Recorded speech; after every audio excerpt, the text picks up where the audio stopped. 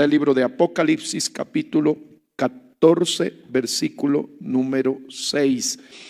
Vi volar por en medio del cielo a otro ángel que tenía el evangelio eterno para predicarlo a los moradores de la tierra, a toda nación, tribu, lengua y pueblo, diciendo a gran voz: temed a Dios y dale gloria, porque la hora de su juicio ha llegado, y adorad a aquel que hizo el cielo y la tierra y el mar y las fuentes de las aguas.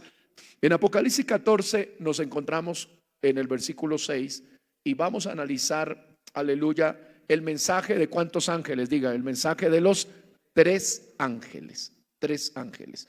Hay que comprender que el escenario del que estamos hablando es en la gran tribulación.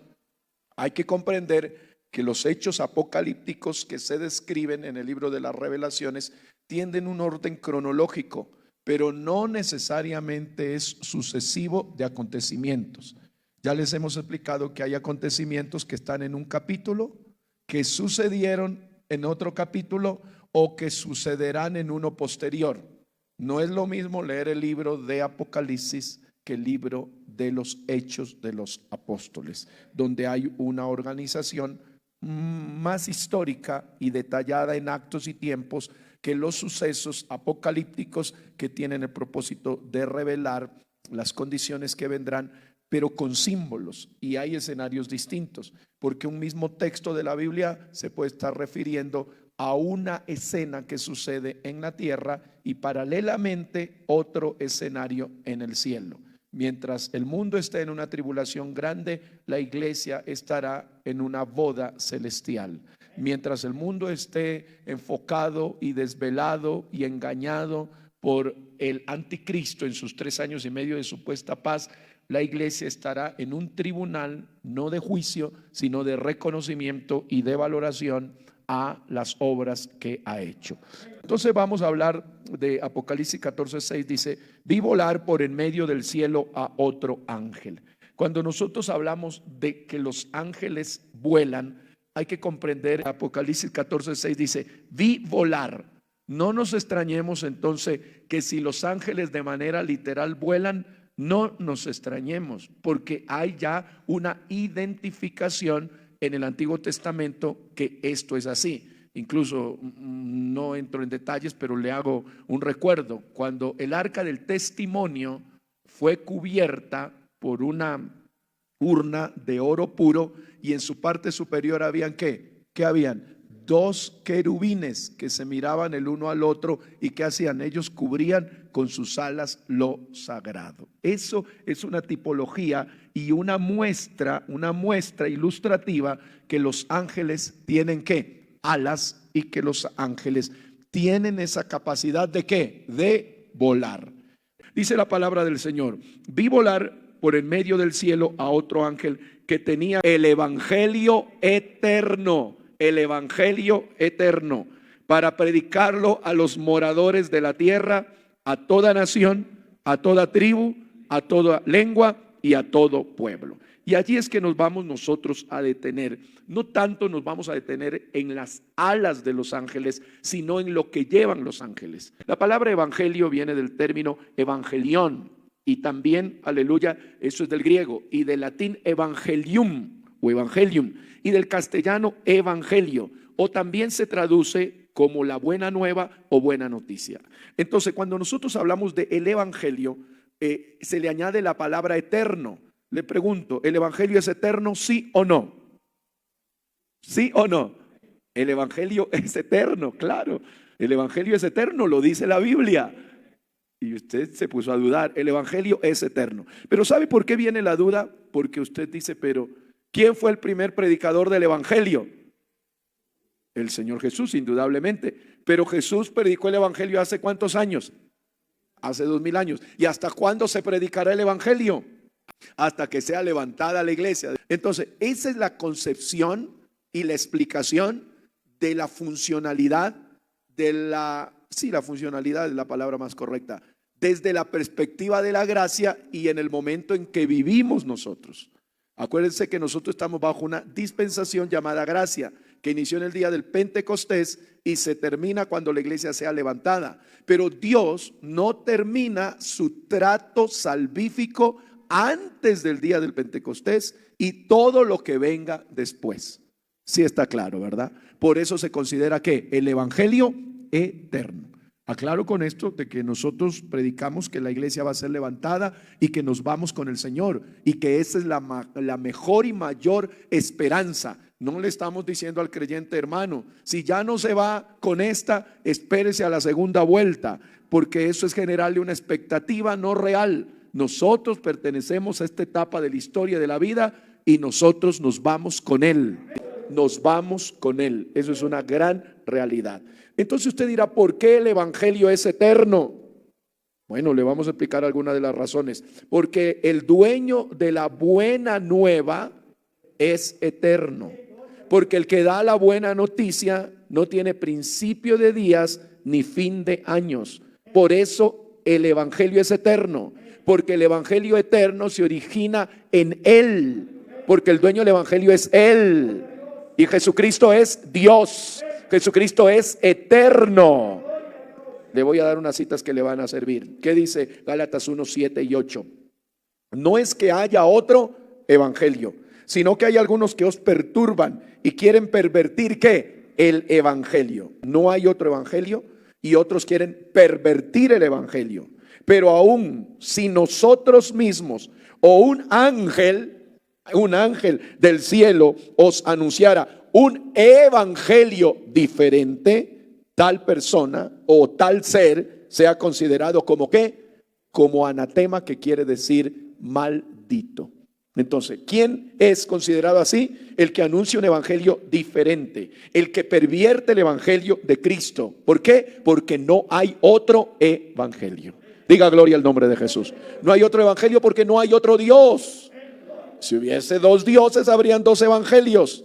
Si fuesen tres evangelios. Pero como hay un solo Dios, hay un solo evangelio. Por eso el Señor Jesucristo dio un anuncio. Usted se acuerda en el libro de San Mateo. San Mateo 24 nos dice lo siguiente la palabra del Señor, el versículo 14. Y este evangelio del reino será predicado en todo el mundo para testimonio a todas ¿qué? Las naciones, y luego vendrá el fin. Diga gloria al nombre del Señor Jesús.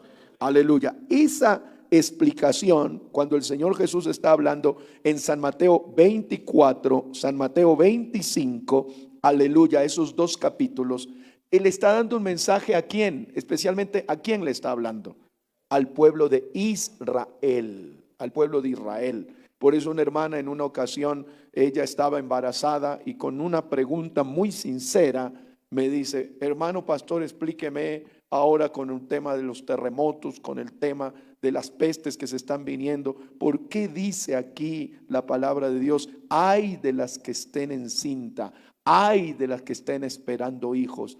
Entonces, recuerde que esos son simbolismos que tienen que ver ¿con quién? Con Israel. Pero ¿cuántos de los que están escuchando esta palabra han tomado este texto y han dicho, y este evangelio del reino será predicado en todo el mundo para testimonio de todas las razas y luego vendrá ¿qué? El fin? Y los hermanos y la iglesia dicen, eso es para este tiempo. ¿Será así? No es así, no es así. Aleluya. Este texto tiene que ver con los hechos escatológicos finales. Y cuando está hablando el fin, aleluya, acuérdense que la iglesia del Señor no está esperando el fin. Nosotros no esperamos el fin. Nosotros esperamos ¿qué? El levantamiento de la iglesia. Hay evangélicos que tienen ese criterio, que van a pasar la gran tribulación y se ofenden tanto cuando alguien dice que se va antes de la gran tribulación. Pero el Señor, por su gracia, lo hemos estudiado ya, que el Señor va a levantar su iglesia porque Él tiene a su elegida, a su escogida, aleluya, y donde está la cabeza está el cuerpo, y esta iglesia es el cuerpo que le pertenece a una cabeza santa y gloriosa llamada Jesucristo. Dele gloria al nombre del Señor Jesús. Entonces cuando usted cante, hay dos cosas cuando decía, grande y maravillosas son tus obras. Señor Dios Todopoderoso. Bueno, ese es un coro, el que está, ¿quién no te temerá, oh Señor? La iglesia piensa que son temas que le corresponden a ella. O este texto de San Mateo 24 dice, es que ya se está predicando en todo el mundo, ya viene el fin. No, no, no. Esto tiene que ver con el mensaje del ángel primero de Apocalipsis, capítulo número 14, versículo número 6. Diga gloria al nombre del Señor Jesús. Por eso, aleluya, el libro de Efesios capítulo número 1, versículo número 13 dice lo siguiente: en él también nosotros, habiendo oído la palabra de la verdad, léalo, el evangelio de vuestra salvación, y habiendo creído en él, fuisteis sellados con el Espíritu Santo de la promesa. Bueno, allí el libro de Efesios es un libro eclesiológico y es un libro con tintes escatológicos, e incluso el capítulo número 1 del libro de Efesios tiene características proféticas, no del futuro, sino de la anterioridad. Y usted dirá, no, pero la profecía solamente los hechos que vienen. No, Moisés fue considerado un profeta, y por el sentido profético que Dios le dio a Moisés, él pudo conocer en cuántos días se hicieron los cielos y la tierra. Por el sentido profético, porque ¿qué habitante terrenal estuvo cuando se hicieron los cielos y la tierra? Nadie. Pero el Señor le reveló a Moisés, le inspira para que escriba el libro de Génesis, y allí Dios de manera gloriosa le empieza a mostrar los acontecimientos, cómo fueron creados los cielos, las estrellas, la luna y las fuentes de las aguas. Eso se llama profecía, que no es nada más el vaticinio del futuro, sino el conocimiento de la mente de Cristo a través de los hechos del tiempo pretérito, del presente que está oculto y del pasado que es incierto. Eso lo define Dios por medio de su gracia salvadora. ¿Cuál es una promesa del evangelio eterno? En Génesis 3:15 ya se habla del evangelio. ¿Está escrita allí la palabra evangelio? ¿Sí o no? No. ¿Qué está escrito? Dice, porque habrá enemistad ¿entre quién? Entre la simiente de la mujer y la simiente de la serpiente. La simiente de la serpiente es el pecado y va a ser herida en la cabeza por la simiente de la mujer, que es Cristo. Allí no está hablando la palabra evangelio, pero eso es una ¿qué? Una buena noticia. Puede darle gloria a Dios, hermano. No está escrito evangelio, pero es buena noticia. Y la palabra evangelio quiere decir buena noticia. En las tipologías del Antiguo Testamento hay evangelio. El maná es evangelio porque es una tipología de Cristo. El cruce del Mar Rojo es evangelio porque es una tipología de salida. El agua de la roca es evangelio porque es una tipología de agua de la vida. La columna de nube es evangelio porque es una tipología de guía, y el evangelio guía. Aleluya. El aceite que era derramado, aleluya, en el momento de la ofrenda es evangelio porque es una tipología de aceptación del pueblo que la alaba dentro del conocimiento de la revelación del evangelio. Por eso el evangelio es eterno, porque antes de la manifestación de Dios en carne ya existía el evangelio, no a la manera como nosotros lo conocemos en la gracia, a través de la redención de la muerte de Cristo. Pero el dueño del evangelio tiene la facultad de salvar a quien quiera, cuando quiera y como quiera. Estando en agonía, el dueño del evangelio le dijo: hoy mismo estarás conmigo en el paraíso. ¿Quién habla así? El dueño del evangelio. Pero el formalista dice, pero no se bautizó. Pero el formalista dice, pero ¿por qué lo salvó? ¿Por qué? Porque él es el dueño del evangelio. Diga gloria al nombre del Señor Jesucristo. Después, aleluya, ya cuando viene el tema de la muerte de Cristo, y todos los que vivimos hasta que la iglesia no sea levantada, sí debemos cumplir el propósito del evangelio. ¿A través de qué? Arrepentimiento, conversión, bautismo en agua, llenura del Espíritu Santo, fruto del Espíritu Santo y dones del Espíritu Santo, porque esos son los parámetros salvíficos del evangelio en esta etapa dispensacional que se llama gracia. Después de la gracia, la iglesia levantada, y viene el trato de Dios con Israel bajo connotaciones de la buena nueva en otra connotación. Por eso el evangelio es ¿qué? Eterno. A su nombre sea la gloria. Mire lo que dice aquí, aleluya, el versículo 7, Apocalipsis 14:7. Si vamos bien, ¿verdad? Gloria al nombre de Jesús. Apocalipsis 14:7. Vamos, hermanos, a mirar la palabra de Dios, y los que están en casa también. Diciendo a gran voz, ¿qué decían? Temed a Dios y dadle gloria, porque la hora de su juicio ha llegado, y adorad a aquel que hizo el cielo, la tierra, el mar y las fuentes de las aguas. Bueno, allí nosotros encontramos ¿qué cosa? Una proclamación. Temed a Dios no es miedo, es reconocimiento. El primer ángel de Apocalipsis 14:6 dice: temed a Dios y darle gloria.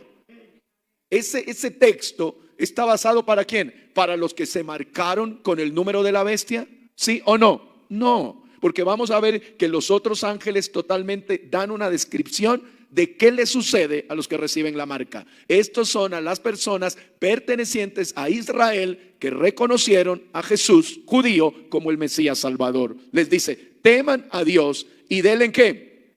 Y denle gloria. ¿Por qué razón? Porque hay que temerle a Dios y darle gloria. Porque la hora de su juicio ha llegado. ¿Y cuál es el juicio? Es el juicio dentro de la gran tribulación. Ese es el juicio. Pero escuchen muy bien, preste atención, hermano, hermana. ¿Qué es lo que está diciendo? Que el juicio de Dios para esa generación es producto para que el pueblo lo reconozca y le dé gloria. Hay una relación allí del Espíritu Santo que habló Jesucristo cuando dijo: cuando Él venga, convencerá al mundo de pecado, de justicia y de juicio. Acuérdese de pecado porque cuando no creen en mí, de justicia por cuanto voy al Padre y no me veréis, y ¿qué más dice? Y de juicio. ¿Por qué razón? Porque el príncipe de este siglo ha sido ya juzgado. Cuando la iglesia escuche esa noticia, ¿qué hace? Da gloria a Dios. Si les digo en esta noche, ¿cuántos creen que el príncipe de este mundo ha sido ya juzgado? ¿Cuántos lo creen? ¿Y cuántos sienten gozo? ¿Cuántos sienten un deseo de alabarle al Señor con todo el corazón? Entonces dice: porque la hora del juicio ha llegado, y adorad al que hizo el cielo, la tierra, la mar y la fuente de las aguas. Le voy a explicar en el nombre del Señor. Hay una manera tan linda como tiene este versículo número 7, porque primero es el reconocimiento a la grandeza de Él por sus hechos salvíficos y después por sus hechos creativos. No se le teme a Dios porque creó los cielos y la tierra. Eso es parte de su poderío. Se le teme a Dios y se le adora por la salvación que el Señor le ha dado a hombres y mujeres que estuvimos en pecado. Diga gloria a Dios, hermano, si lo cree que es así. Lo creemos de todo corazón. Porque la gente que no teme a Dios disfruta los cielos y la tierra que hizo a Dios, pero no le teme ni le adora. Pero hay una iglesia que es salva por el poder del Señor Jesucristo. A su nombre sea la gloria. Vamos al ángel número 2, versículo número 8. Terminamos el ángel número 1. Son 3 ángeles. Versículo número 8. Si lo tienen, ¿verdad? Estamos en Apocalipsis 14:8. Vamos. Otro ángel le siguió diciendo, léalo: ha caído Babilonia, la gran ciudad, porque ha hecho beber a todas las naciones del vino del furor de su fornicación. Ustedes han escuchado, creo, como todo evangélico de hace algún tiempo, que se lo asocia a Babilonia con Roma. Sí, he escuchado, ¿verdad? Y he escuchado que Roma está en 7 colinas. ¿Sí han escuchado eso? Bueno, tales colinas no hay en Roma, ¿verdad? Y usted se pone a buscarlas. ¿Dónde están las 7 colinas? Y yo estuve buscando las 7 colinas y no encontré las 7 colinas. Porque la gente asocia esa tipología a una ciudad.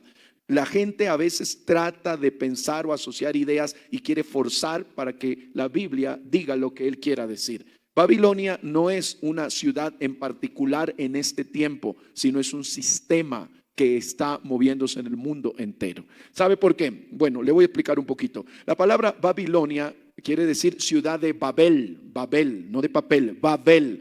Babel en hebreo, Babel es una palabra hebreo, o en griego Babilonia. Babel o en griego Babilonia. Fue una de las ciudades del reino ¿de quién? De Nimrod. Usted ha escuchado eso, ¿verdad? Y se estableció a los inicios de la historia humana basado en Génesis capítulo 10, versículo 10. Algunos historiadores de carácter general relacionan que la vida y el desarrollo humano tuvo su cuna en esa civilización. Todos recordamos lo que pasó en el capítulo 11 del libro de Génesis, donde los hombres dicen: construyamos ¿qué? Una torre cuya cúspide termina ¿en dónde? En el cielo. El problema no era la torre, porque si nosotros analizamos la torre desde el punto de vista arquitectónico, un gran avance. A través de ingeniería, un gran avance, una gran empresa, una gran construcción. Pero el problema no era la manera como colocaron los ladrillos. ¿Cuál era el problema? ¿Por qué lo hicieron? ¿Cuál era el objetivo? Tratar de ¿dónde? De llegar al cielo a su manera. Desconocer a Dios, buscar una senda distinta. Por eso el Señor confunde sus lenguas. Y la palabra Babel quiere decir ¿qué? Confusión de lenguas. Por eso le decía a un hermano, estábamos en uno de estos países allá en Europa, y un hermano hablaba un idioma, otro hermano hablaba otro idioma, otro hermano hablaba otro idioma, y yo hablaba otro idioma. Y yo les dije, ¿sabe por qué es este problema? Por eso es que se pusieron a hacer la torre. Si no se ponían a hacer la torre, todos nos entenderíamos, ¿verdad? La confusión de lenguas fue ¿por qué? Porque el hombre quiso llegar a una posición celestial sin la invitación del autor de la vida, sino ellos mismos invitándose. Entonces, de allí aparece que el término Babilonia. Ahí es que se confunde las lenguas en Babel. En Babilonia sucedieron muchas cosas, ya hablando como ciudad. Eso lo vamos a estudiar unos 3 jueves adelante cuando hablemos de Babilonia particularmente. Pero como aquí ya le explicamos, dice, ha caído Babilonia, ha caído Babilonia. Es una manera como el segundo ángel dice, mire lo que sucedió con esta ciudad. Babilonia representa, escríbalo, rebelión. Babilonia representa desacato. Babilonia representa confusión. Babilonia representa idealización. Babilonia representa querer llegar a lugares celestiales sin el camino trazado por el Señor. Elon Musk, ¿qué hizo en estos días? Vendió la mansión más costosa que tenía. ¿Para qué la vendió? ¿Se han leído esa noticia? ¿Para qué la vendió, hermanos? Sí saben quién es. Sí saben quién es, ¿verdad? El dueño de Tesla, el hombre más rico del mundo en la actualidad, vendió su mansión más grande. ¿Por qué dijo? Porque quiero invertir todo mi dinero para ir ¿a dónde? Para ir a Marte, para ir a Marte. Lo vendió porque quiere poner todo su dinero y levantar ¿qué? Una torre, otra Babel, pero ya no una Babel con ladrillo ni asfalto, sino ¿con qué? Con cohetes. ¿Con qué? A través de naves. ¿A través de qué? De sistemas espaciales. ¿A través de qué? Del diseño de vida. A través de hacer ciudad allá en Marte. Eso es una Babilonia en la actualidad. Alguien dirá, qué pensamiento tan retrógrado, tan arcaico, qué idea tan religiosa, tan fanatista, tan extrema.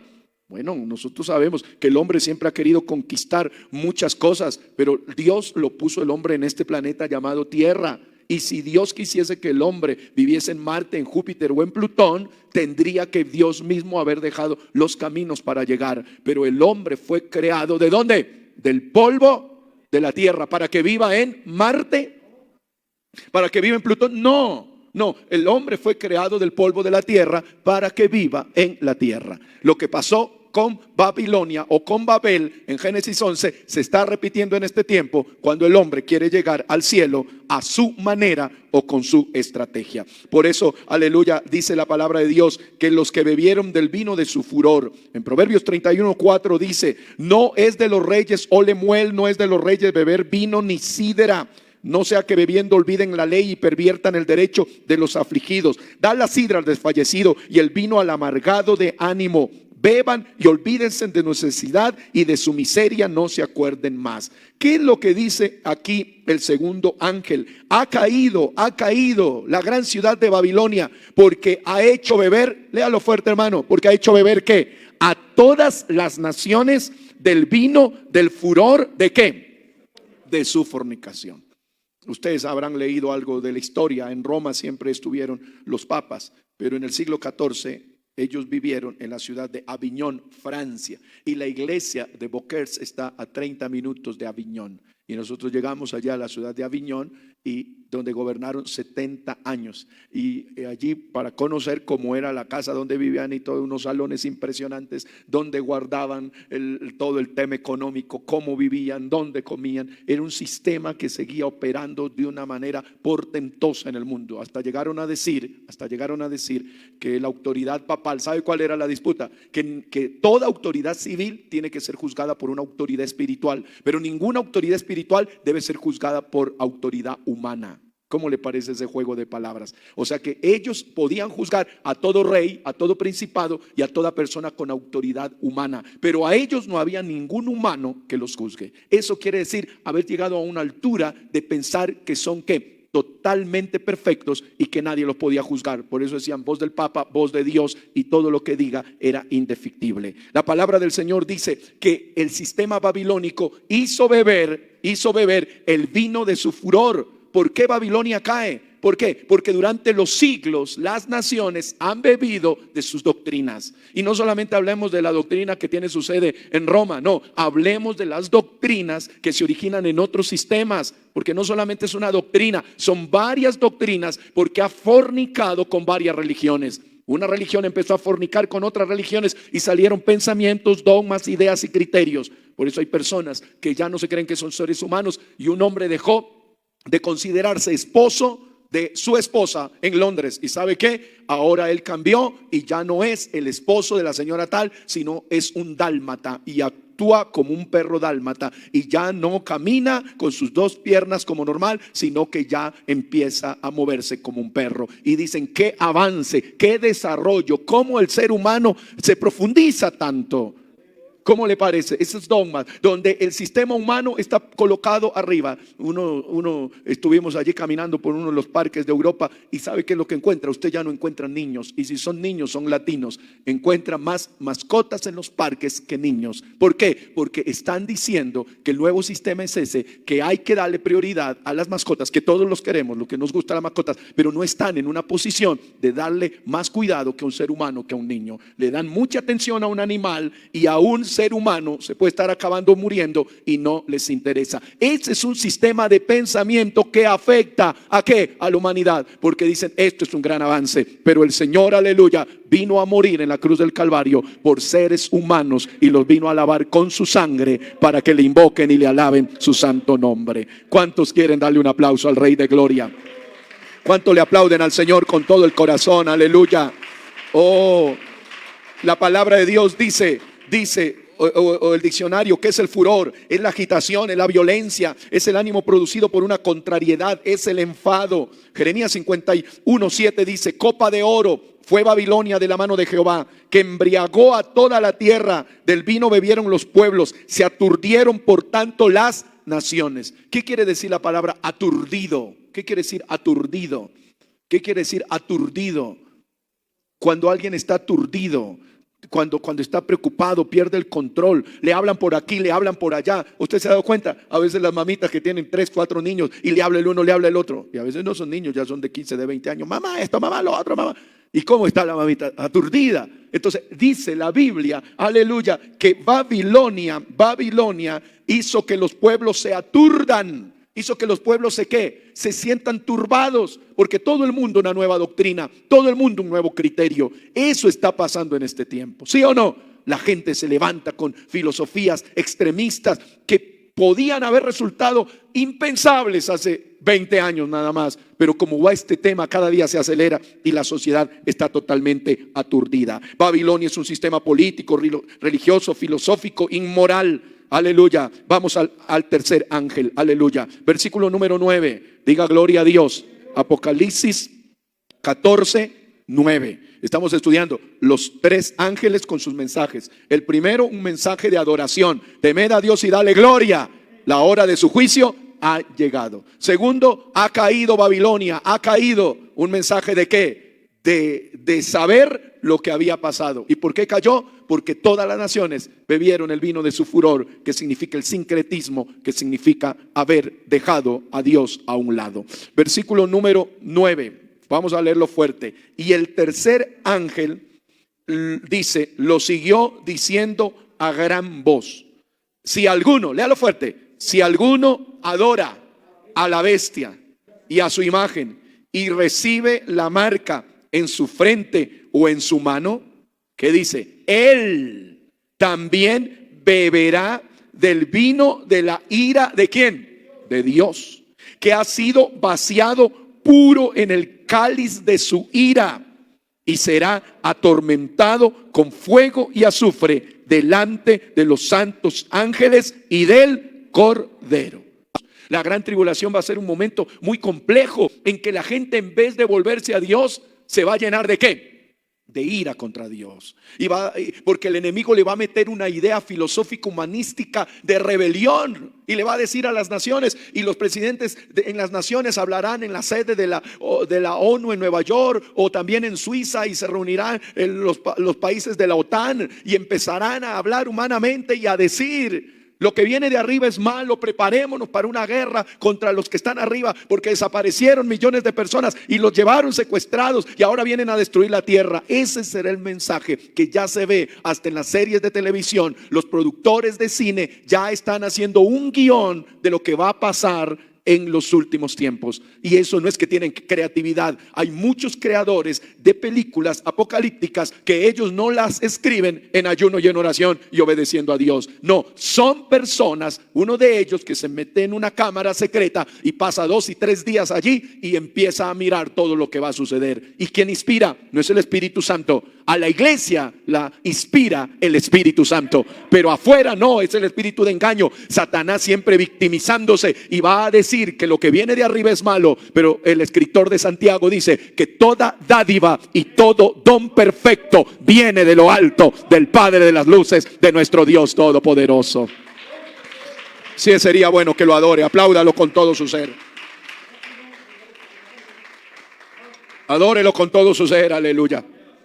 Ahora el Señor dice, los que se marquen y adoren a la bestia y a la imagen y reciban la marca en su frente o en su mano. Acuérdense que la frente es diestra, es estar de acuerdo. Perdón, la mano es decir, estoy de acuerdo. Y la frente es identidad. Es identidad. No solamente puede ser aquí, no, es una identidad. Es identificarse. Por eso dice la palabra de Dios que cuando viene alguien a tu casa y te trae una diferente doctrina, no participes de ella, porque te estás ¿qué? Identificando.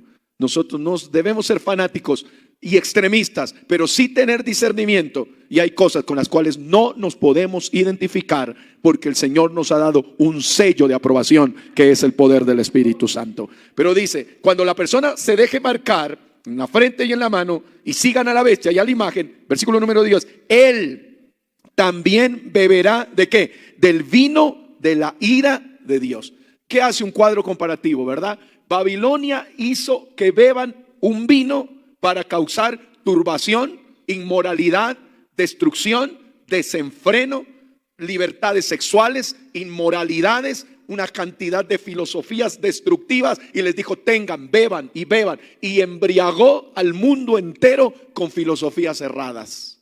Eso hizo Babilonia, ese sistema. Pero el Señor dice, bueno, ahora el que se deje colocar el sello y el número de la bestia, ahora en cambio, si no quiso, aleluya, recibir el mensaje o el vino dulce del poder del Espíritu Santo, aleluya, y el fruto de la vid, que es la muerte de Cristo, ahora va a beber un vino de la ira de Dios. ¿Cómo le parece? Un vino de la ira de Dios. Y no estamos presentando un Dios temerario. Seguro alguien va a decir, mire ese Dios tan malo. No, Señor, Dios le da la oportunidad al hombre para que beba del agua de la vida en este tiempo. Diga gloria al nombre del Señor Jesús. Dios le da la oportunidad al hombre para que se acerque en él. Pero en ese día beberá el vino de la ira de Dios, que ha sido vaciado puro en el cáliz de su ira. ¿Cómo le parece? Analiza esta frase antes que continúe leyendo. Dice que ha sido vaciado el cáliz. Usted sabe que es el cáliz, el cáliz, en el cáliz vaciado puro, en el cáliz de su ira. Oh, aleluya. Acuérdese que cuando él iba a ir a Getsemaní, estando en agonía, ¿qué dijo? Oh, si es posible, Padre, hablando en su manifestación en carne como hijo, ¿qué dijo? Si es posible, pasa de mí, ¿qué? Esta copa, pero que se haga, ¿qué? Tu voluntad y no se haga la mía. El Señor tuvo que beber el vino de la amargura de millones, de millones, de millones, de millones, de millones de hombres y mujeres que vivimos en pecado. Oh, aleluya. Y cuando él pide agua, escúchelo bien, ¿qué hizo el soldado? Tomó una esponja y la empapó ¿de qué? De vinagre, y la mezcló ¿con qué? Con hiel. ¿Verdad? No miel, con hiel amargo. Y cuando se lo puso en la boca, sintió lo que describe el Salmo 22 y el 40, una agonía. Oh, aleluya. Su vigor se derritió. Oh, sí, sharadalaya. Eso lo hizo Dios por la humanidad. Y ahora le dice a la humanidad, yo soy la vid verdadera y mi Padre es el labrador.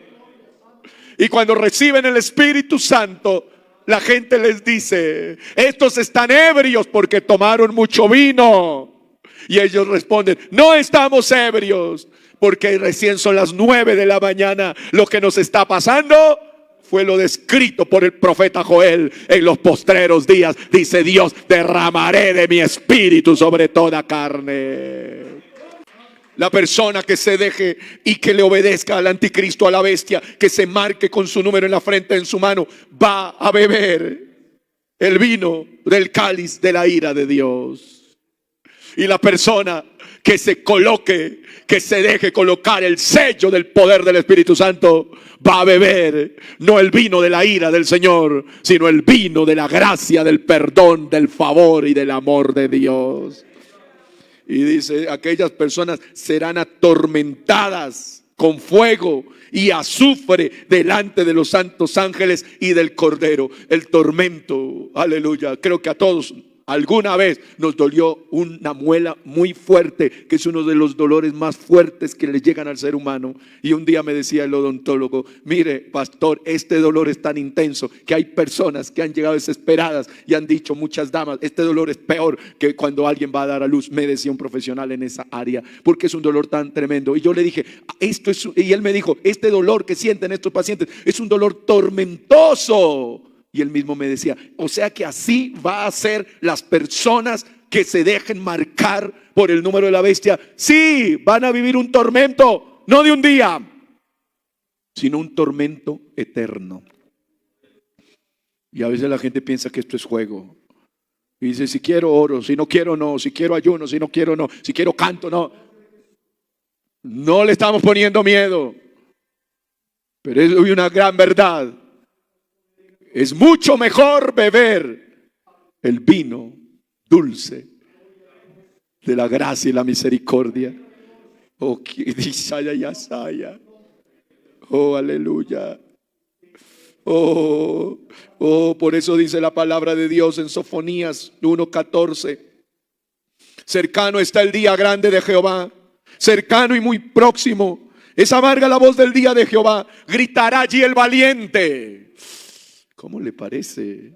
Día de ira aquel día, día de angustia aquel día, día de aprieto, día de alboroto, día de asolamiento, día de tiniebla, día de oscuridad, día nublado, día de entenebrecimiento, día de trompeta y de algazara sobre las ciudades fortificadas y sobre las altas torres. Y atribularé a los hombres, eso es tribulación grande, y andarán como ciegos porque pecaron contra Dios, y la sangre de ellos será derramada como polvo y su carne será derramada como estiércol. Ni su plata ni su oro los podrá librar del día de la ira de Jehová, pues toda la tierra será consumida con fuego de su celo, porque ciertamente destrucción habrá para los habitantes de la tierra. ¿Cómo le parece ese texto? Oh, Sayaratasaya. Oh, aleluya. No sé si alguna vez algún creyente ha sentido que le ofendió a Dios. Creo que algún creyente en alguna etapa de la vida sintió que le falló a Dios. ¿Y qué ha sentido? Se ha sentido un deseo de pedirle perdón, porque ha dicho: yo no quiero que el Señor esté airado conmigo. Si solamente cuando siendo chicos nosotros, nuestro padre, nuestra madre estaba airado y no podíamos estar tranquilos. Pero no les presento un Dios airado en esta noche, les presento un Dios misericordioso y clemente. No sé cómo va a reaccionar con esto que le voy a leer. Cuando yo lo estaba escribiendo, sentí un quebrantamiento profundo.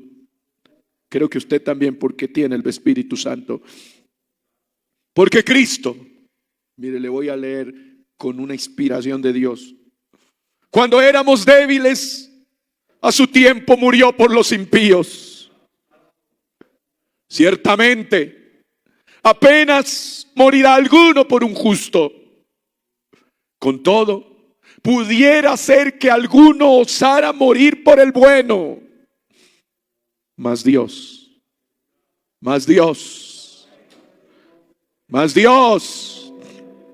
muestra su amor para con nosotros, en que siendo aún pecadores, dígalo fuerte, Cristo murió por nosotros. pues mucho más estando ya justificados en su sangre, seremos salvos de la ira. Seremos salvos de la ira. Seremos salvos de la ira. No estaremos en ese momento, porque seremos salvos de la ira. Porque si siendo enemigos, adórele cuando escuche, porque si siendo enemigos fuimos reconciliados con Dios por la muerte de su Hijo, mucho más estando reconciliados seremos salvos por su vida. ¿Sabe qué está diciendo? Si cuando éramos pecadores Cristo murió por nosotros, ahora que ya somos salvos, ¿qué más no hará Dios por nosotros? Apláudalo, apláudalo, adoren. Creo que es momento de gozo, es momento de júbilo, es momento de adoración. Si siendo pecadores Él murió por nosotros, ahora que somos salvos, ¿qué más no hará por nosotros?